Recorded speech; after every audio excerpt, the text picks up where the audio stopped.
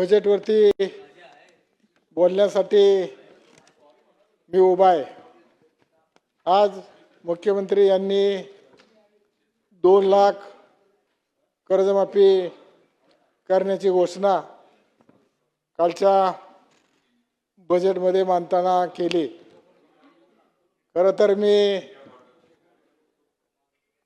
मुख्यमंत्री महोदयांचं मनापासून आभार मानतो। खऱ्या अर्थानं शेतकऱ्याला न्याय देण्यासाठी त्यांनी ही 2 लाख कर्जमाफीची योजना जी केलेली आहे ते खरोखरच सर्वसामान्य शेतकऱ्यांसाठी एक दिलासा आहे।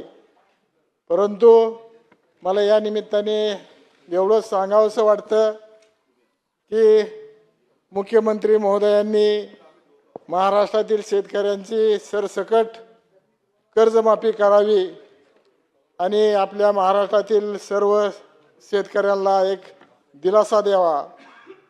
या ठिकाणी सरकारच्या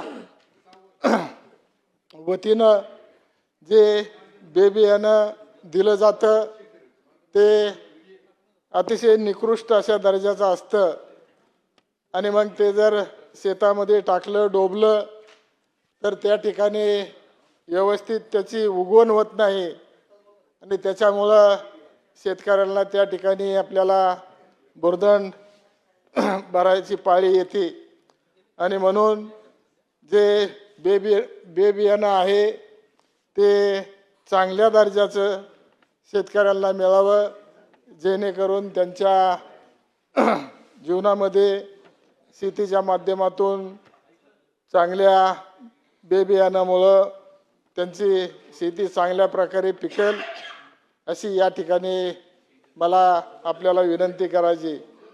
उजनी धरणासाठी करमाळा तालुक्यातील 36 गावांनी योगदान दिलेलं आहे आणि मग हे योगदान जरी दिलेलं असलं तरी उजनीच्या ज्या कडेची गावं आहेत त्या ठिकाणी ज्या उजनीत जमिनी गेलेल्या आहेत त्या गाळपेरीच्या जमिनी महाराष्ट्र शासनाच्या वतीनं माघारी घ्यायच्या चाललेल्या आहेत, तरी त्या महाराष्ट्र शासनाने न घेता शेतकऱ्यांच्या कब्जामध्ये ठेवा जेणेकरून त्यांच्या गाळपेरीच्या माध्यमातून उदरनिर्वाहाचा मार्ग सुखकर होईल। दुसरं या ठिकाणी मला आवर्जून सांगायचंय, माझ्या मतदारसंघामध्ये कमला भवानी देवीचं अतिशय प्रसिद्ध असं मंदिर आहे, त्याचबरोबर संगोबा देवस्थान आहे, चिकडला कोटलिंगनाथ देवस्थान आहे। या तिन्ही देवस्थानाला अतिशय मोठ्या प्रमाणामध्ये गर्दी असते। त्या ठिकाणी देवस्थान क्षेत्र विकासाच्या माध्यमातून या तिन्ही देवस्थानाला भविष्य काळामध्ये निधी मिळावा अशी या ठिकाणी मी आपल्याला विनंती करणार आहे। माझ्या कुर्डुवाडी येथे रेल्वे बोगी दुरुस्ती करण्याचा पाठीमागच्या काळामध्ये कारखाना होता आणि काही कारणानिमित्त तो बोगी दुरुस्ती करण्याचा जो कारखाना आहे तो इतर ठिकाणी हलवण्यात आलेला आहे, तर तो पूर्ववत कुर्डुवाडीला तो कारखाना चालू करावा अशी मोदी आपल्याला मी विनंती करणार आहे।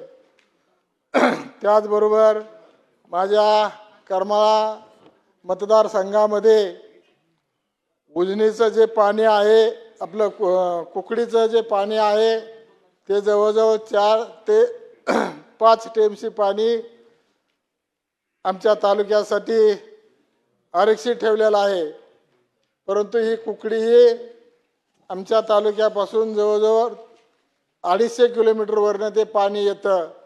त्याच्यामुळं मध्ये कुणीही फोडून वरच्यावर घेतलं जातं आणि आमच्या तालुक्याला मात्र 500 सेफ्टी सुद्धा पाणी ते मिळत नाही। त्यामुळं आम्हाला ते पाणी उजनी धरणात सोडून रिटेवाडी उपसा सिंचन योजनेच्या माध्यमातून उत्तर भागाला देण्यासाठी आम्हाला आर्थिक मदत आपण करून द्यावी अशी या ठिकाणी आपल्याला मी विनंती करणार आहे। त्याचबरोबर कुर्डुवाडी आणि करमाळा या ठिकाणी दोन्ही ठिकाणी पाण्याची फार अतिशय गरज आहे। ज्या योजना होत्या त्या निकृष्ट झालेल्या आहेत, जुन्या झाल्यामुळं काही गळती सुरू आहे। त्याच्यामुळे या दोन्ही नगरपालिकेमध्ये आता नवीन प्रस्ताव जे आम्ही दाखल केलेले आहेत ते प्रस्ताव आमचे मंजूर होऊन कुर्डुवाडी आणि करमाळा या दोन्ही शहरासाठी नवीन पाणीपुरवठा योजनेसाठी आम्हाला निधी उपलब्ध करून द्यावा अशी या ठिकाणी मी आपल्याला विनंती करणार आहे। महाराष्ट्र राज्याच्या वतीनं कुस्ती क्षेत्रामधील अतिशय मोठा असा किताब महाराष्ट्र केसरी हा दिला जातो। त्या माध्यमातून महाराष्ट्र राज्याच्या कानाकोपऱ्यातून या कुस्ती क्षेत्रामध्ये जे काही मल्ल असतात ते त्या ठिकाणी भाग घेतात आणि आपलं कलाकौशल्य दाखवतात। महाराष्ट्र केसरी कुस्ती स्पर्धेमध्ये जो पैलवान विजय होतो त्या पैलवानाला जास्त त्या ठिकाणी बक्षीस दिलं जात नाही। नावापुरती एक चांदीची गदा, चांदीचं पाणी देऊन दिली जाते आणि एवढा मोठा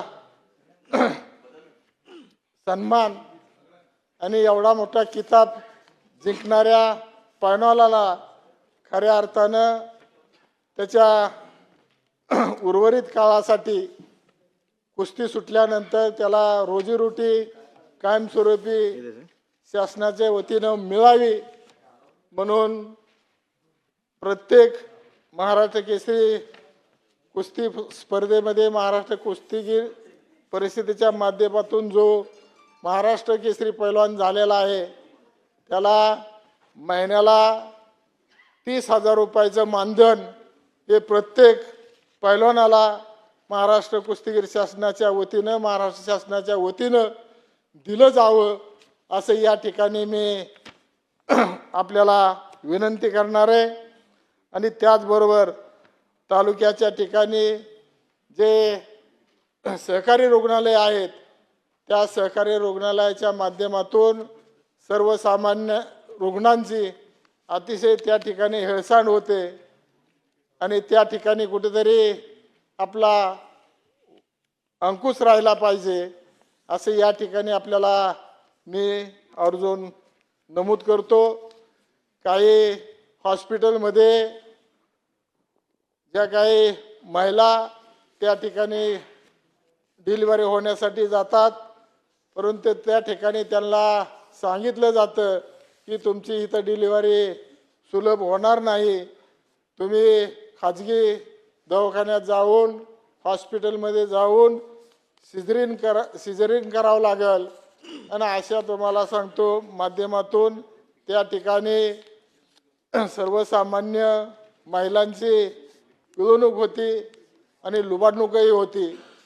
तरी प्रत्येक सहकारी रुग्णालयामध्ये त्या ठिकाणी या सर्वसामान्य गरीब महिलांच्या प्रसूती व्हाव्यात त्या ठिकाणी आपलं शासनाचं लक्ष असावं आणि तसे ते आदेश आपण सर्व रुग्णालयाला द्यावेत अशी या ठिकाणी मी आपल्याला विनंती करणार आहे।